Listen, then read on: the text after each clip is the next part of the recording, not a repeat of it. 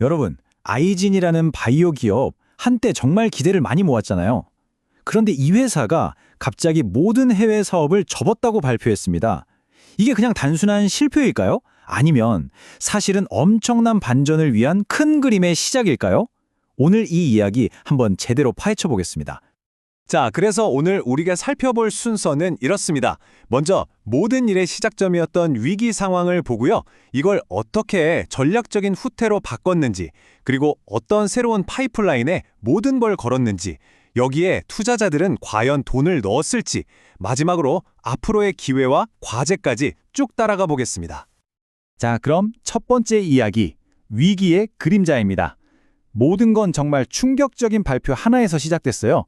아이진의 미래 자체에 거대한 물음표가 딱 찍힌 사건이었죠. 바로 이겁니다. 아이진이 진행하던 모든 글로벌 임상을 전면 중단해버린 거죠. 이게 얼마나 큰 일이냐면요. 바이오 기업한테 임상 파이프라인은 심장이나 마찬가지거든요. 근데 그걸 스스로 멈춰 세운 거예요. 시장이 충격에 빠지는 건 뭐 당연한 수순이었죠. 아니, 도대체 회사 안에서 무슨 일이 있었길래 이런 극단적인 결정을 내렸을까요? 그 해답의 실마리는 바로 해외 법인에 있었습니다. 문제의 진원지는 바로 호주였습니다. 글로벌 임상을 하겠다고 세워놓은 현지 법인이 까보니까 완전히 자본 잠식 상태, 그러니까 빚더미에 올라앉아 있었던 겁니다. 자산은 8억인데 빚이 무려 68억 원, 거의 8배가 넘는 빚을 지고 있었던 거죠. 이건 뭐 누가 봐도 심각한 위기 신호였습니다.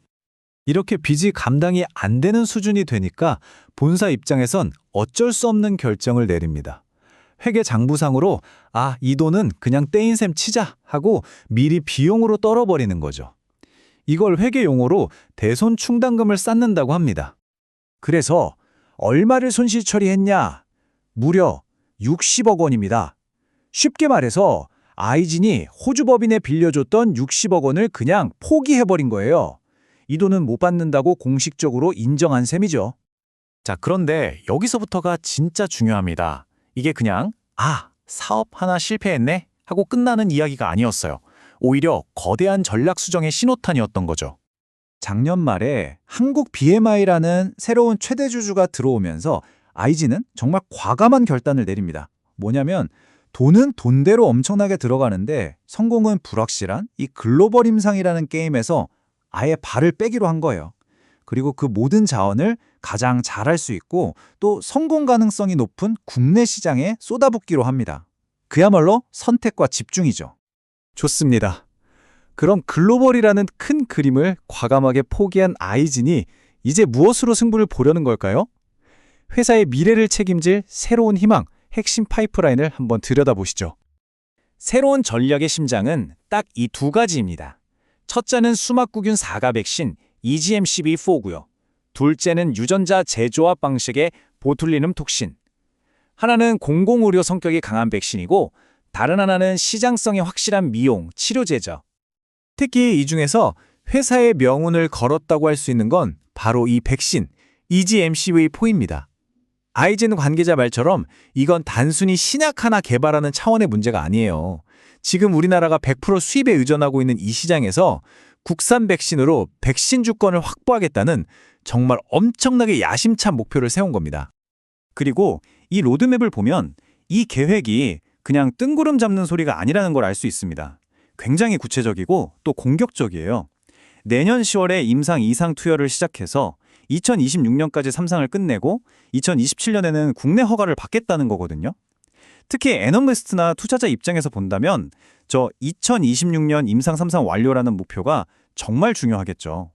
이 시점이 아이진의 기업 가치가 제대로 재평가받을 수 있는 가장 결정적인 변곡점이 될 테니까요. 자, 계획은 정말 그럴듯합니다. 그런데 가장 중요한 건 뭐죠? 바로 돈이죠. 과연 투자자들이 이 새로운 비전을 믿고 실제로 지갑을 열었을까요? 시장의 대답은 그렇다였습니다. 보시는 것처럼 최근 유상증자를 통해서 무려 226억 원의 자금을 확보하는 데 성공했습니다. 위기에 처했던 회사에게는 정말 생명줄과도 같은 돈이 들어온 거죠. 근데 여기서 진짜 주목해야 할 점은 따로 있습니다. 바로 최대 주주의 행보예요. 이번 유상증자에 참여해서 그냥 돈만 넣은 게 아니라 아예 지분율을 더 늘려버렸습니다. 21.48%에서 23.18%로요. 이건 시장에 보내는 메시지가 아주 명확해요. 우리가 이 회사의 미래 끝까지 책임지겠다는 강력한 의지를 보여준 거죠. 자, 그럼 이제 마지막으로 정리해 보겠습니다. 아이진 앞에 놓인 기회는 무엇이고 또 넘어야 할 산은 무엇일까요? 아이진의 현재 상황을 딱 한 장으로 요약하면 이렇습니다. 기회 요인을 보면 EGMCV4라는 확실한 핵심 파이프라인이 있고 226억 원이라는 실탄도 확보했죠. 그리고 최대 주주의 지원 의지도 아주 강력합니다. 반면에 과제도 만만치 않아요. 계속되어 온 영업 손실, 그리고 R&D라는 것 자체가 갖는 본질적인 불확실성, 또 과거에 글로벌 사업에서 한번 실패했던 경험도 무시할 순 없겠죠.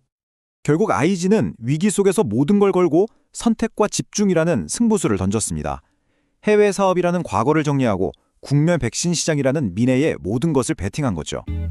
과연 아이진의 이 새로운 도전은 성공이라는 결실을 맺을 수 있을까요?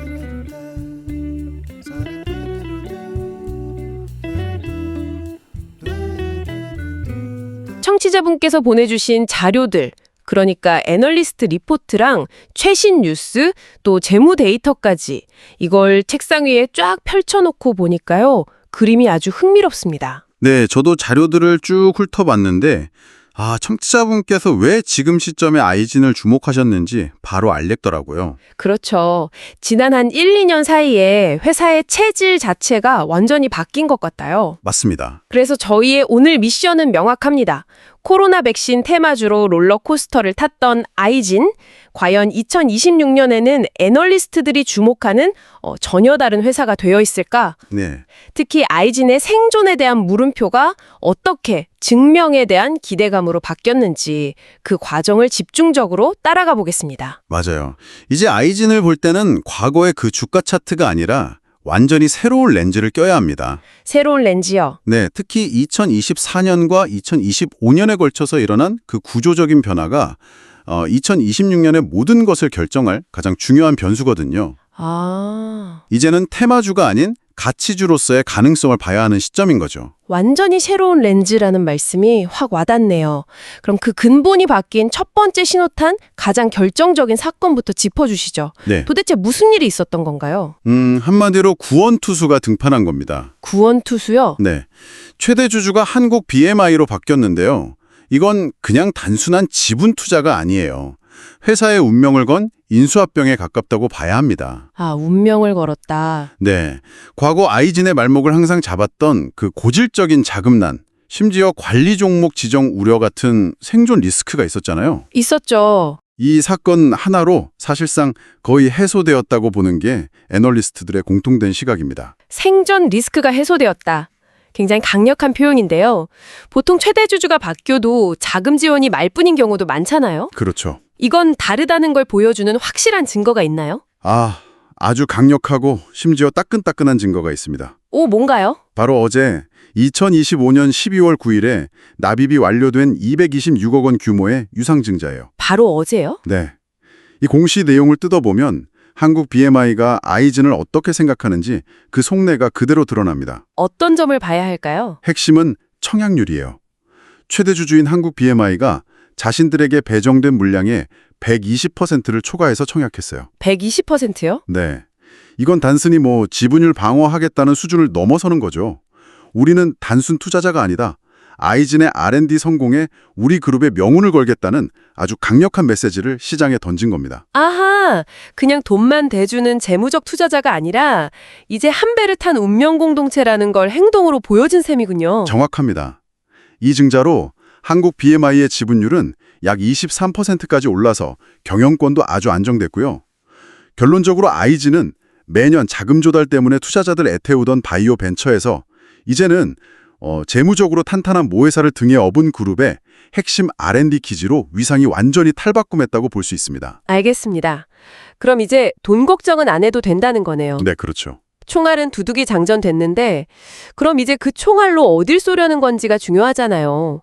결국 바이오 기업의 가치는 파이프라인에서 나오는 거니까요. 맞아요. 아이진이 가진 기술의 진짜 잠재력은 어떻습니까? 이제부터가 진짜 본 게임이죠.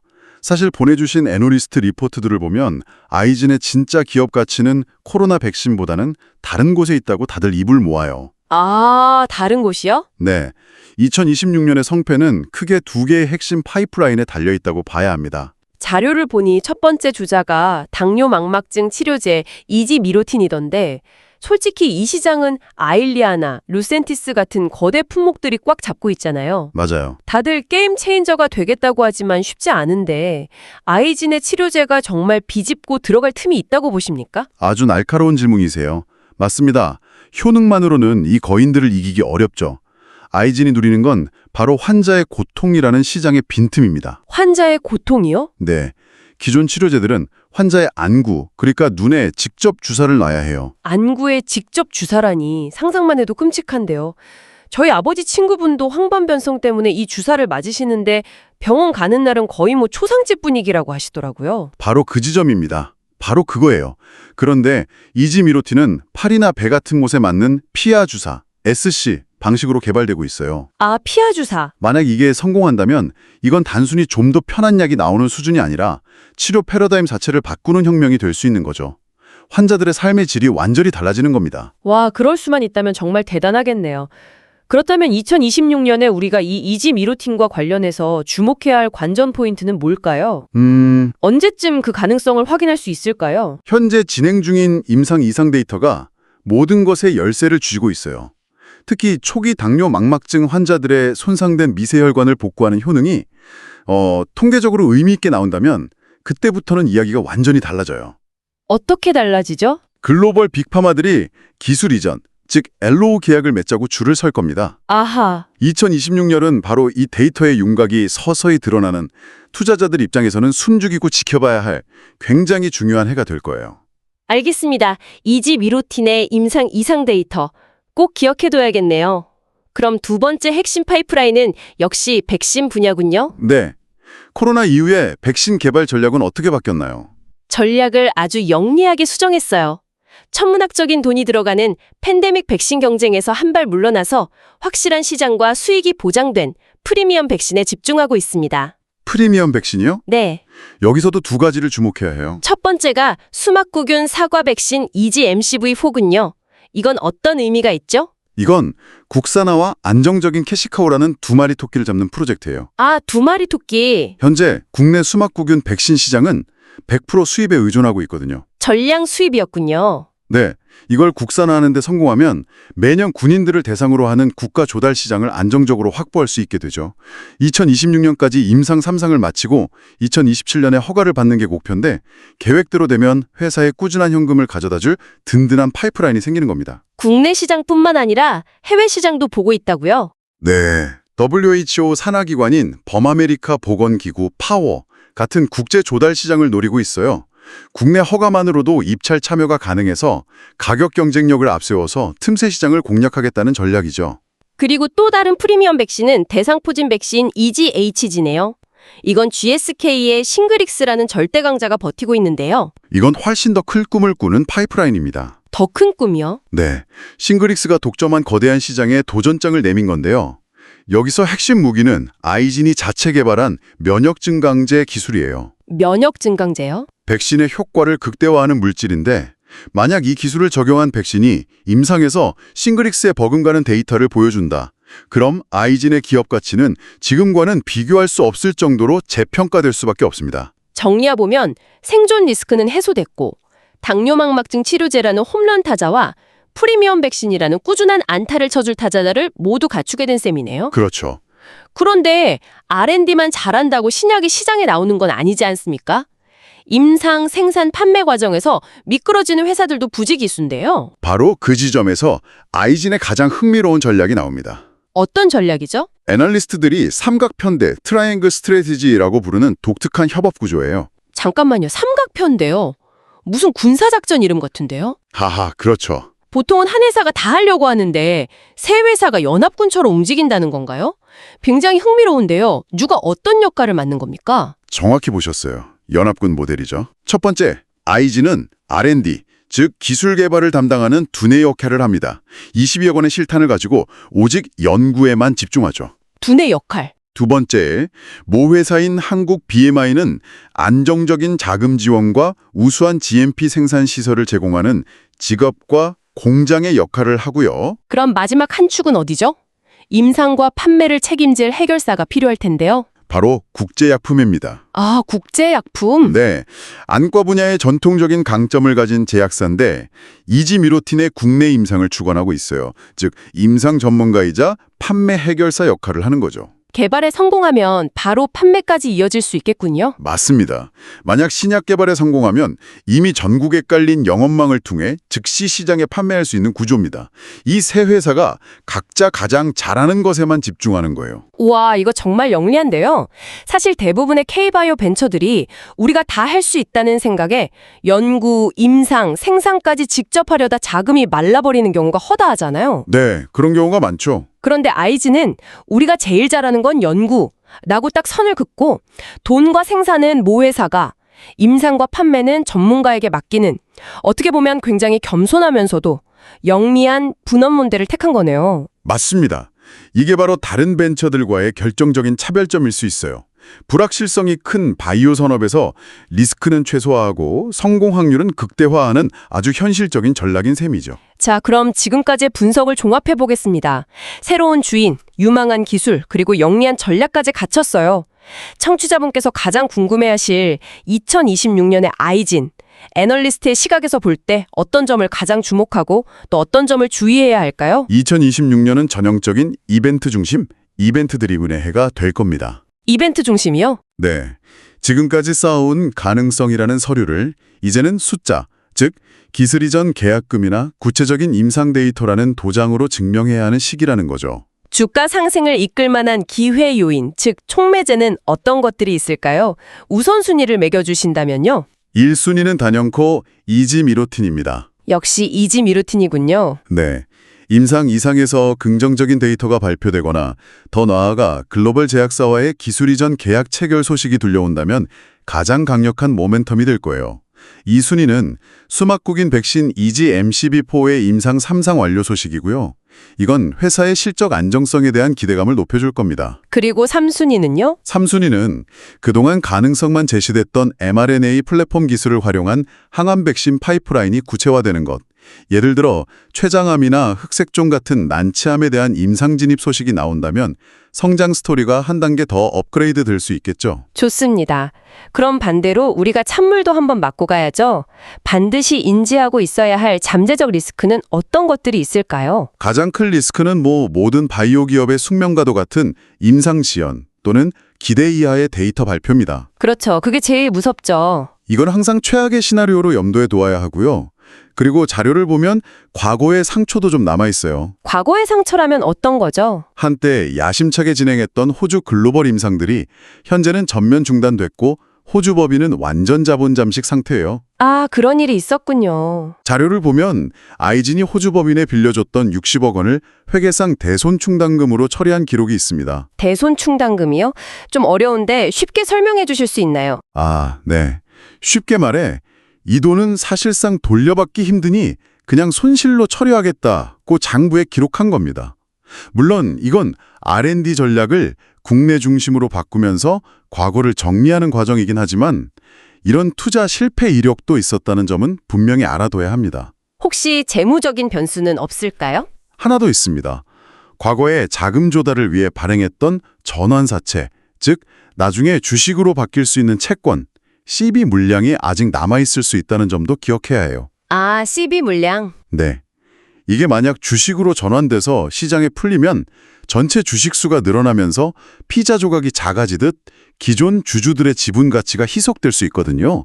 일시적인 주가 하락의 원인이 될 수 있죠. 결국 2026 아이진을 바라보는 애널리스트들의 핵심 시각은 과거에 과연 생존할 수 있을까라는 질문에서 이제는 가진 기술을 시장에서 돈으로 증명해낼 수 있을까라는 질문으로 완전히 넘어왔다는 거네요. 정확합니다.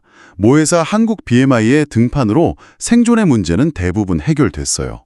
이제는 오롯이 과학과 데이터로 실력을 보여줘야 할 차례죠. 그런 관점에서 보면 현재 주가는 이러한 구조적 변화와 파이프라인의 잠재 가치가 아직 충분히 반영되지 않은 구간이라고 해석하는 시각도 많습니다. 오늘 분석을 마무리하며 청취자분께 이런 생각할 거리를 던져드리고 싶습니다. 많은 바이오 기업들이 연구부터 생산, 판매까지 모든 것을 직접 하려는 만능형 모델을 추구합니다. 네, 그렇죠. 반면 오늘 우리가 살펴본 아이진은 R&D, 자금과 생산, 임상과 판매라는 각 분야의 전문가들이 연합하는 동맹 모델을 선택했죠. 그래서 이 질문을 곱씹어 보시면 좋을 것 같아요. 불확실성이 큰 신약 개발의 세계에서 모든 것을 잘하려는 만능형과 각자의 강점을 합친 연합형 중 2026에는 승자는 과연 어떤 모델이 될까요? 아이진의 성과를 지켜보시면서 이 질문의 답을 찾아가시는 것도 아주 흥미로운 관전 포인트가 될 것 같습니다.